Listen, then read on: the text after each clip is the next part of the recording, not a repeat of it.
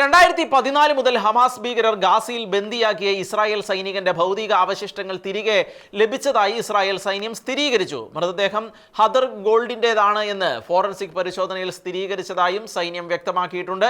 2014 August 1-നാണ് Goldin കൊല്ലപ്പെട്ടത്. 2014 കൊല്ലപ്പെട്ട Israel സൈനികൻ ഹദർ ഗോൾഡിന്റെ ഭൗതികാവശിഷ്ടങ്ങൾ ഹമാസ് ഭീകരർ തിരികെ നൽകിയതായി ഇസ്രായേൽ സൈന്യം അറിയിച്ചു.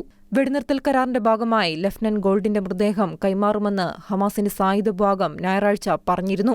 മൃതദേഹം ഹദർ ഗോൾഡിന്റേതാണെന്ന് ഫോറൻസിക് പരിശോധനയിൽ സ്ഥിരീകരിച്ചതായും സൈന്യം പറഞ്ഞു.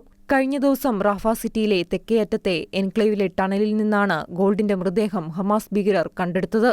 2014 ഓഗസ്റ്റ് 1-നാണ് ഗോൾഡിൻ കൊല്ലപ്പെട്ടത്. ആ വർഷം നടന്ന ഇസ്രായേൽ ഹമാസ് യുദ്ധത്തിന്റെ വെടിനിർത്തലിന് ശേഷം 2 മണിക്കൂർ കഴിഞ്ഞാണ് ഗോൾഡിൻ കൊല്ലപ്പെട്ടത്. കൊല്ലപ്പെട്ട അന്നു മുതൽ അദ്ദേഹത്തിന്റെ മൃതദേഹം ഗാസയിൽ സൂക്ഷിച്ചിരിക്കുകയായിരുന്നു.